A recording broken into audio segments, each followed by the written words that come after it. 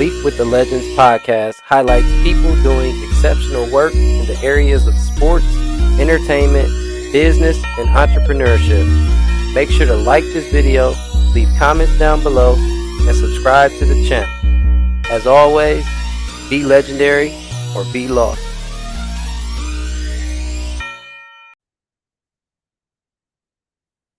Yo, we are Yeah, back. Another episode, Leaf with the Legends podcast. Man, I got very special guest today, man. This my brother. We go back like four flats, man. This is my dude, man. We absolutely. got a Tosa Absolutely. East legend, Louisville legend, professional overseas legend. Got my boy Jerry Smith, man. Welcome to the pod. Man, appreciate it, brother. Thank you Oh, for having me. man, you already know. You already know. I had to get you on here, man. First off, man, before we get started, man, just want to, congratulate you, man. 13 years for playing professionally, like that speaks volumes, man. So we gonna get into that, but like let's take it back. Let's take it all the way back. Like who was like the first person that really like instilled that work ethic and like put the ball in your hand? I gotta go with Pops. From the very early days, he was always right there.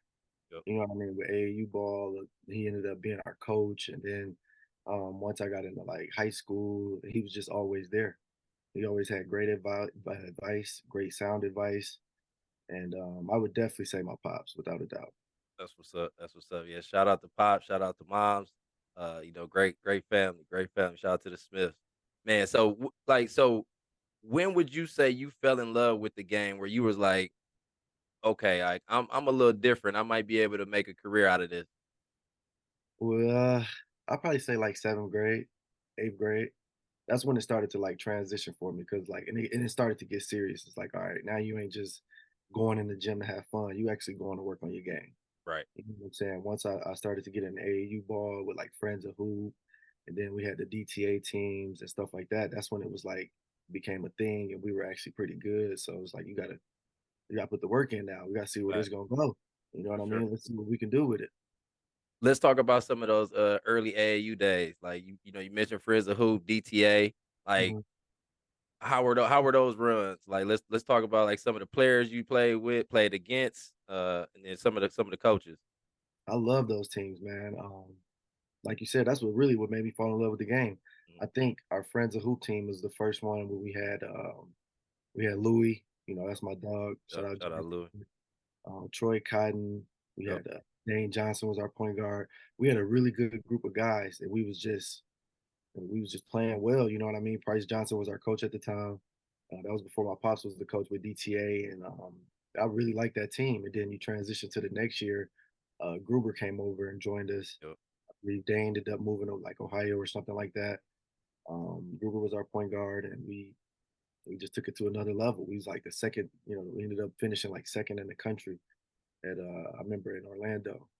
You know yeah. what I mean? And that's when the recruiting kind of just took off. Even in like eighth grade, you know what I mean? I came back. I was a top 10 player in the country as an eighth grader, and then yeah, that whole it just took off from there. So like one thing about you, Jay, is like you've always, ever since I've known you, you've been a dog, and like that's what a lot of people like like label you as, like on the court, like you just competitive, like fierce competitor. So like, how did that come about? Like, was it something that you kind of always had, or did you kind of grow into it? I think it was more so just my environment. You know what I'm saying? Where I grew up at. Yeah, I went to school at Tosa East, but I grew up on 16th and Olive. You know what I mean? That's my environment. I grew up on the playgrounds. I grew up playing at Lincoln Park every day, SDC League, Warren. Like that's really my environment and my upbringing. Although I went to a school that was was a lot more diverse.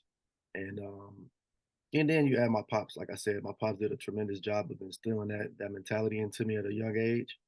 You know what I'm saying? Don't back down from nothing. Always compete. Always fight. That dog mentality. So without a doubt, I would say my environment and then my pops. Fact. So, you mentioned, you were top 10 player in the country. So you're highly, obviously highly touted, highly wanted. Like, what made you choose Tulsa East, to go to high school, and what other schools possibly were in the running? Um, what ultimately did it was my sister. Rita was she went to Tosa East. We were living together. I mean, it was, my sister went there, so she wanted to go to King, and she actually didn't ended up going, and that's why my mom was like, you know what, just because of basketball, you're not going to Rufus King. We had this story. We Yeah. had this conversation. We had this conversation with Jim Guys recently. Me and you, It would have been ugly. Oh, if man, you would have always came. You was only 2 blocks always away. 2 blocks. I grew up. People don't even know that I grew up 2 blocks around the corner from Rufus King, literally. So, um, yeah, that would have been a very, very, special team. I think if I would have had the opportunity to go and play at King 4 years, but it didn't work out that way. But if I didn't go to Tosi's, without a doubt, I'd have went to Rufus King, No, facts, facts. without a doubt. It worked out. It worked out. We say, yeah, we just say it worked out. It worked out. So you end up, you had a great career at Toasties, Mm, all-time leading scorer. But for 2 of those years, you had somebody who's, you played with somebody who's really close with the both of us. Let's talk absolutely. about, Action Al Hansen, and kind of how he helped that transition, on and off the court, at Toast. I mean, we know Al, a lot very well, and I think Al, I got a lot of those dog ways from Al as well. He was the one that set the tone for me as a freshman. I came in and I just seen his work ethic. Yep. That's one dude that just he has an unmatched work ethic to this day. To this day. Yeah, I fact. tell to this day, I tell Al all the time, "You the one dude out in my life I've never seen one time out of shape."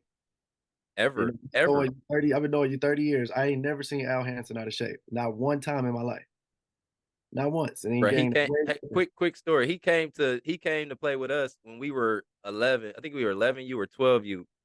I'm talking about dog had definition in his arm, had a All six that. pack, chest, like all that. Like at bro, you 11. Like what are you doing? What's going Like, on, man?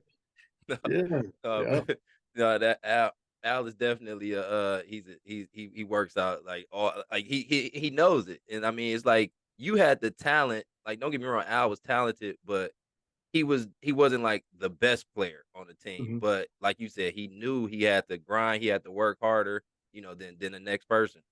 Yeah, absolutely. And then when you add, like you said, with the talent and you get around a guy like Al Hansen, you pick up on some of those habits, some of those work at the way he works, and you kind of get the situation to go the way it did.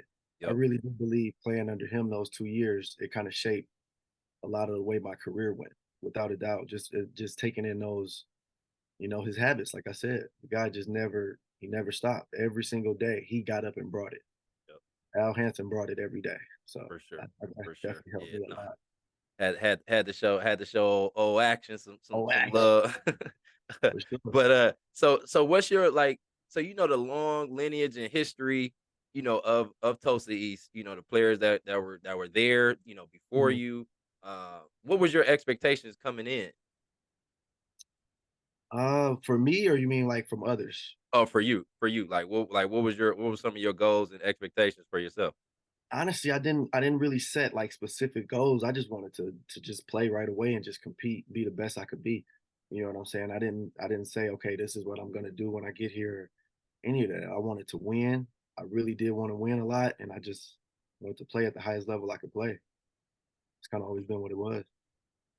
For sure, for sure. So, like, y'all, so as a senior, like you said, y'all won. Y'all definitely won. Y'all, in your freshman year, y'all put us out. Uh, we ain't gonna get into that. We ain't gonna get into that. Yeah. But yeah, no, like y'all definitely, had a great, a great program over there. So, like, I want to speak a little bit about the relationship and the greatness of Coach Haas. Oh man. Coach Haas did a really good job of just teaching like fundamentals for guys.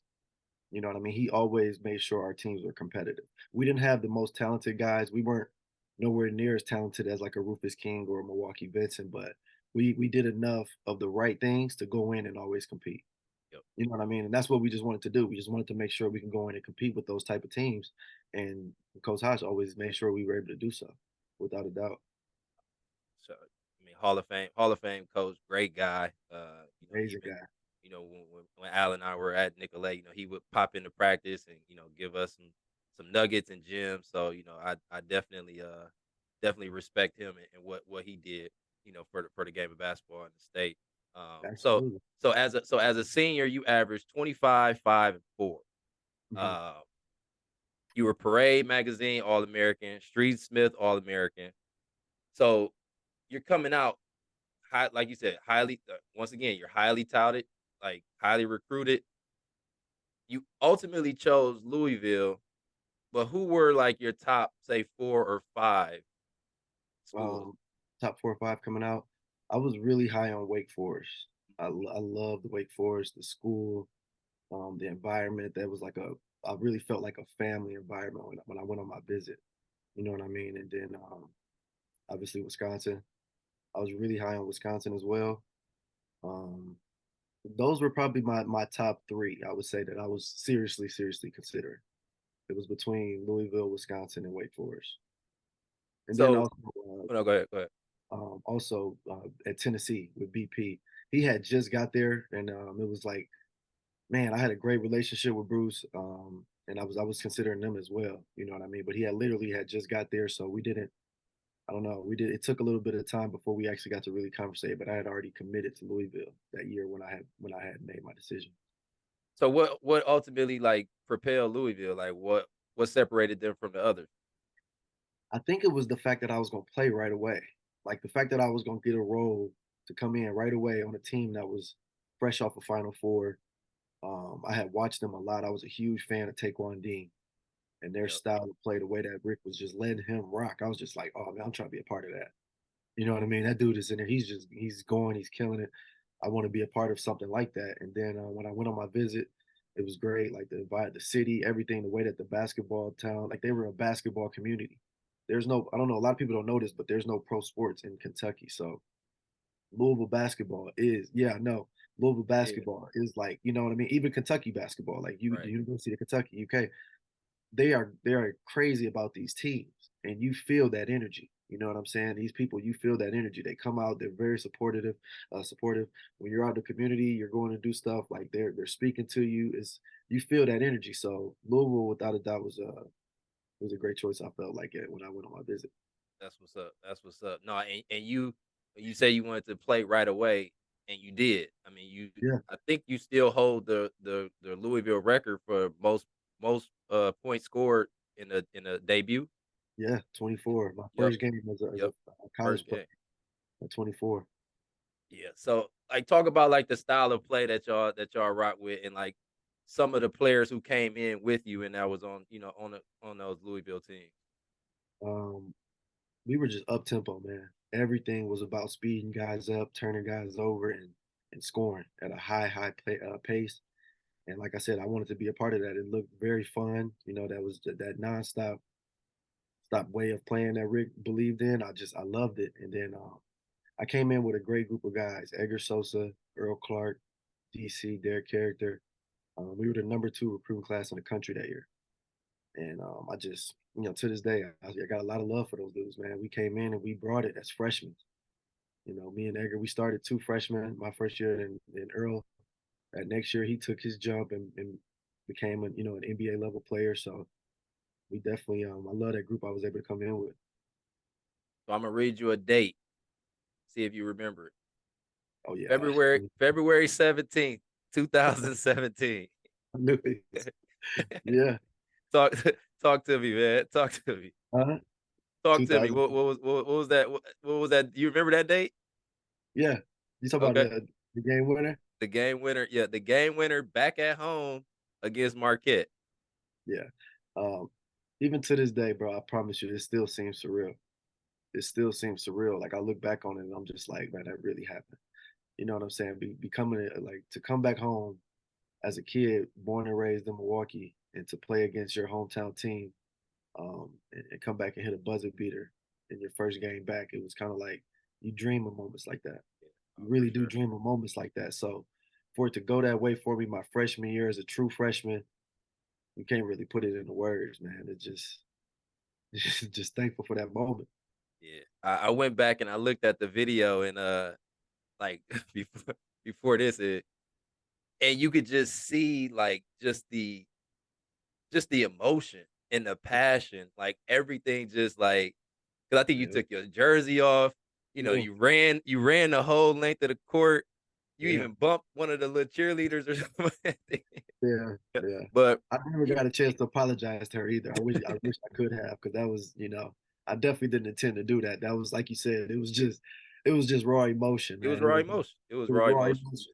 Everything that happened in that moment was just pure raw emotion, excitement, and just, Yeah, yeah, no, that's things that you dream about, you know what I mean? As a young player, like, obviously playing at, the highest Division 1 level, and then you mhm, coming back to the crib to play against another high Division 1 level, program.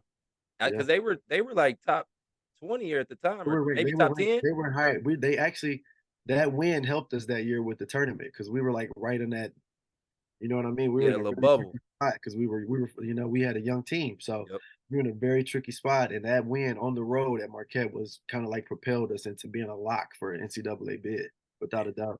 that's dope, that's dope. And that's a good segue because so you've been fortunate enough to play in the NCAA tournament every year. Like, you Every played in the NCAA like 4 years straight, bro. Like, people play their whole careers and don't make it. So, let's Yeah. let's talk about, like, first off, let's talk about playing at the Garden. Oh, man. Oh my god, that platform, and that whole energy you feel in there is real. When they speak about the Garden and how they people describe it, it's very, very real. It's the mecca of basketball. You feel that energy when you come up on that elevator, and it's just like it's crazy, man. I'm telling you that it's a great environment. I love playing in the Garden. And then you got the Big East tournament, not just playing St. John's, but you have the Big East tournament every Right. year at the Garden as well, Yep. and, we actually was able to win it one year, and that just was just a magical moment, man. I'm telling you. Love it. So let's talk about the NCAA tournament, man. Like, I know think the game that stands out for me, or one of the games that stand out for me, was when y'all played North Carolina. Yeah, yeah, Like, just talk about the experience, like, as you continue to win, obviously y'all was Adidas sponsored school, so, yeah. you getting new pair of shoes, new gear, new all that. Like, so, like, just let's talk about, like, the whole NCAA tournament experience. It's nothing like, till this day, there's still no greater experience for me basketball-wise than experiencing those moments with my brothers. Like, we always still talk about it to this day. When you advance and just the excitement, and then, the fans are there. Then you could, like, if you go to, like, the Sweet 16, now you back on campus, everybody's talking about it, everybody is excited about it. It's just raw emotion, and it's just amazing, man. It's nothing like it. And yeah, like you said, we was able to go every year. And that year we played against North Carolina, I thought we were gonna win it that year. I'm not gonna Yeah, lie. I did too. I'm not gonna lie. That year, that team was special. We had a very good big. We had guards we had really good guard play. We had Man, we had every position. We probably had 10 pros on that team, 9 or Yep. 10 pros, Easy. I wanna Easy. say, on that team, and I really thought we were gonna have a chance to win it. If Ty Lawson was as good as he is with the basketball, we probably would have got him. I really believe that, because we pressed the hell out of teams that year. Oh yeah, for I sure. mean, we beat Stanford for, like, 30, because they just couldn't handle the press. He single-handedly beat us. We couldn't press him. He was that fast. We literally couldn't press the guy. So, that North Carolina team was really good. My hats off to them. Yeah, but I thought our team that year I thought we had a chance to win it. I really did. I did too. I was still in college then, so, I remember I had some of my teammates over, and we was getting it in, watching the game or whatever, and, like, but, it still ended up working out. So so Yeah, you so yeah, you you make the tournament all 4 years, you coming up on your senior year, you know, still balling, great career at Louisville. So, like, as you're graduating, what are you like, what's your thoughts? Like, are you like, I'm like NBA, NBA, NBA, or are you looking at overseas? I think, like, G League was starting to come about, like, during that yeah. time. So, like, what was your mindset after graduation? It was very interesting, because, like, I really didn't know.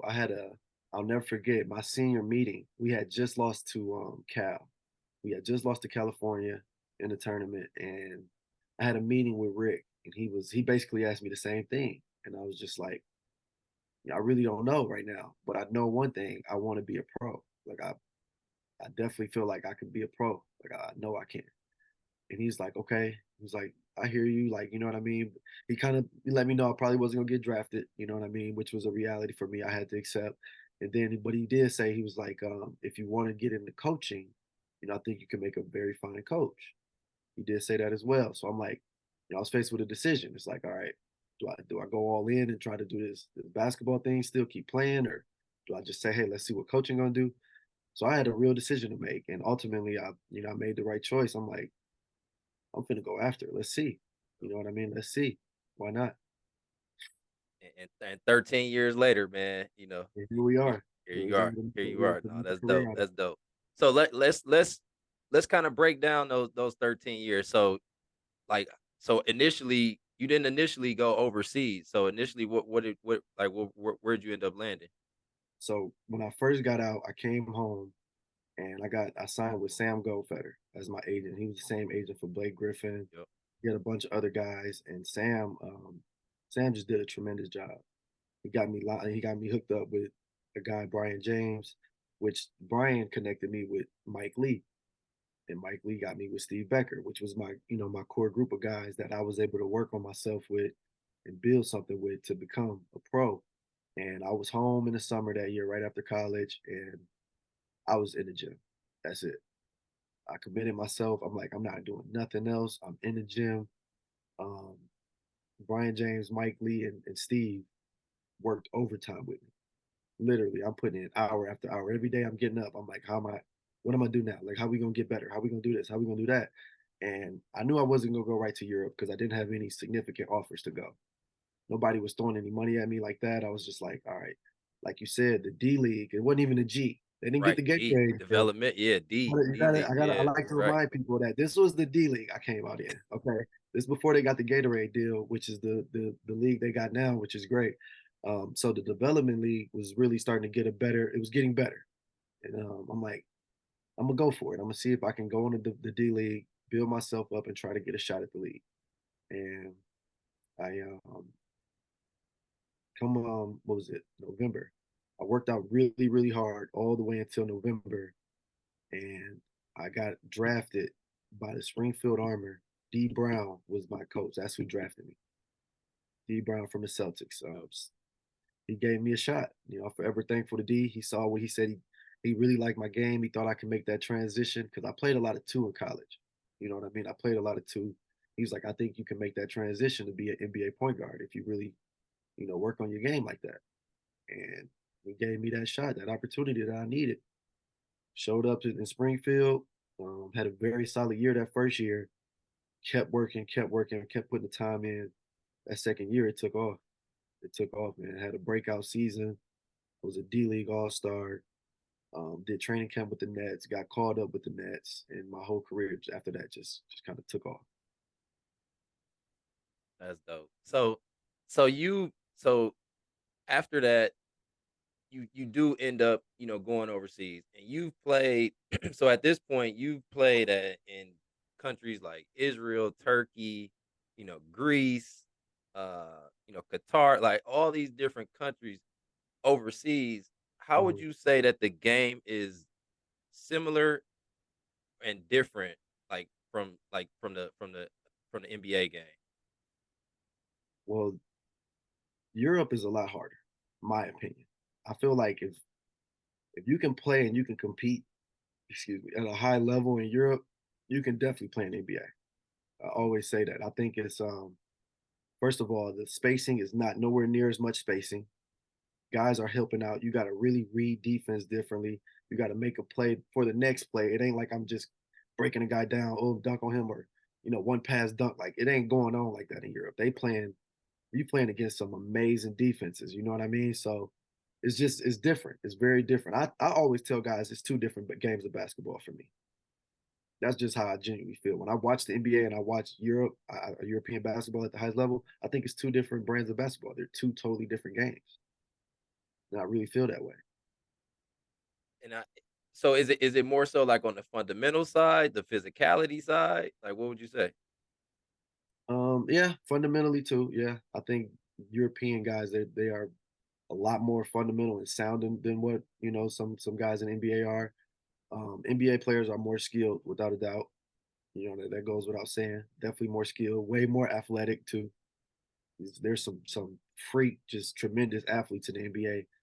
You get really good athletes in Europe as well, but it's a whole different level in the NBA.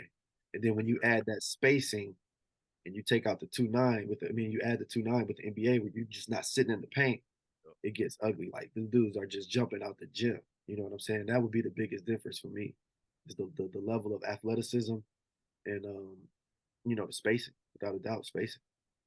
Being overseas, like what was one of the biggest adjustments that you had to like face?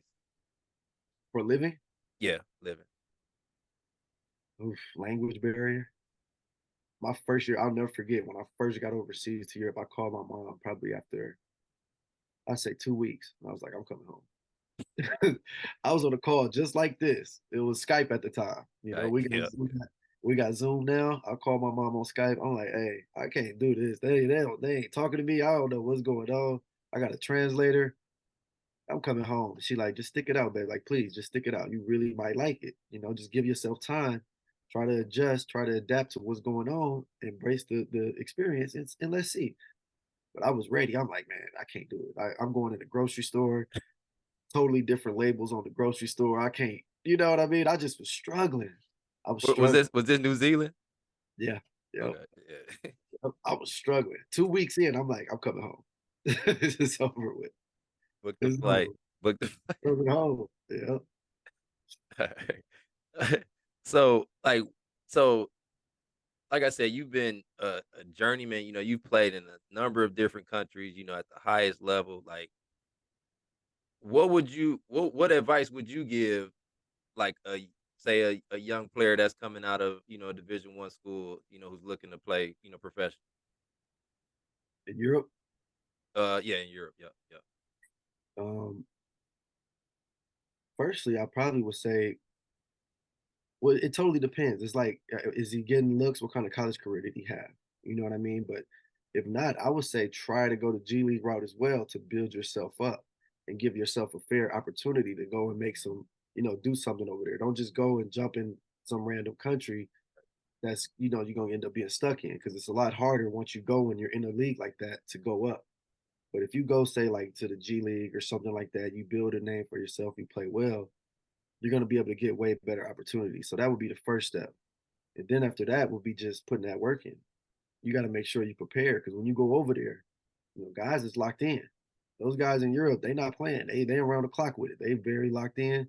They very committed to their craft, and you got to be ready to go, without a doubt.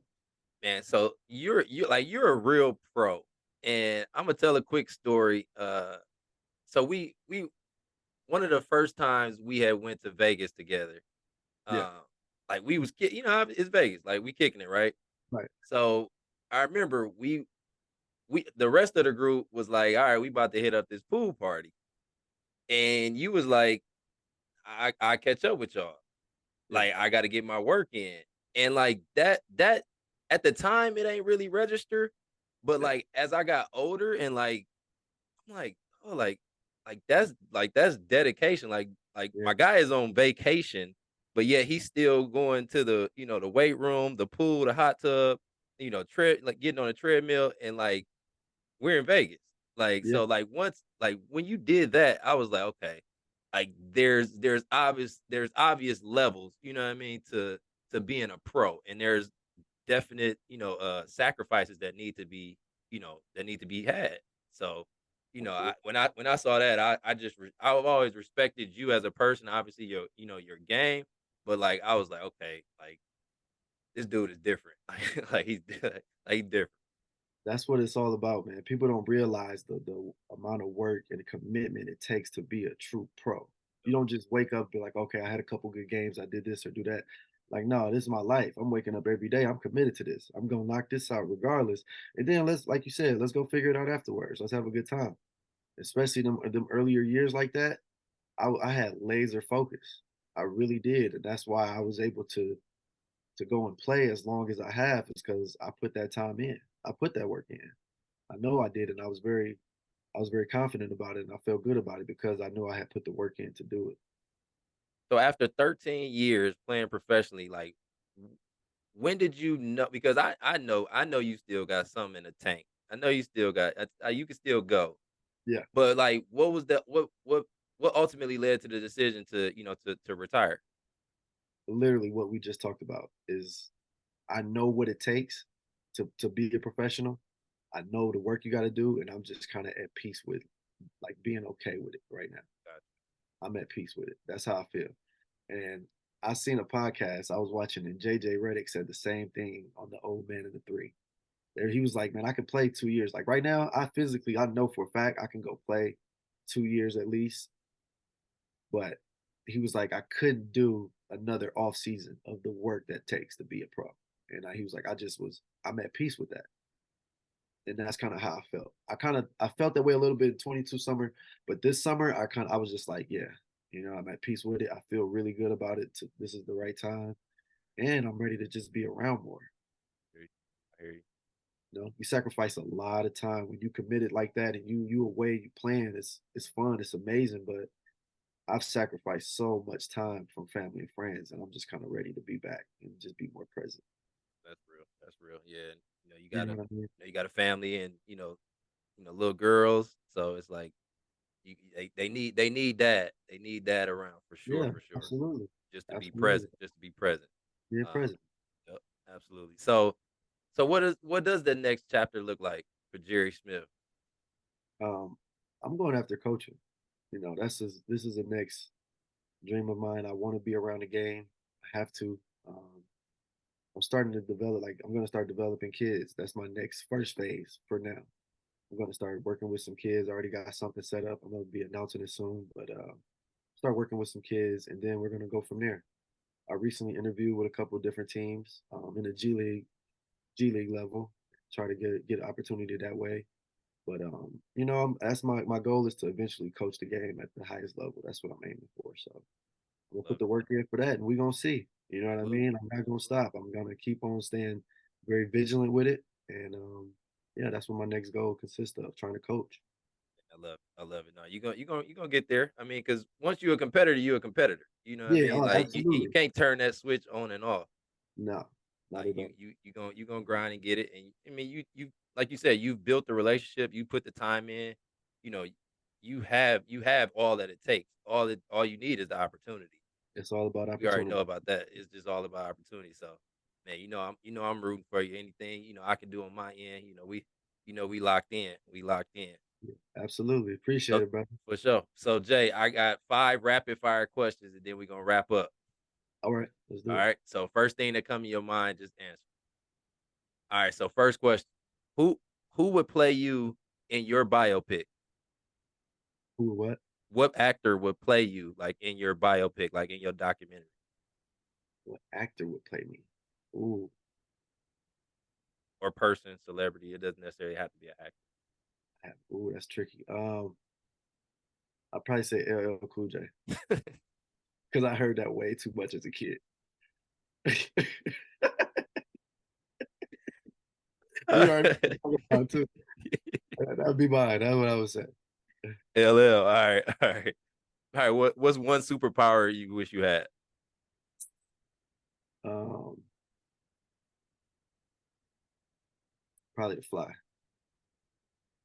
One item left on your bucket list.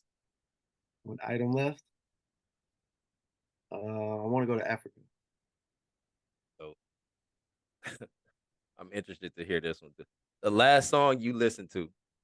The last song I listened to. Let me check that one out right now. Love song. Rihanna and Future.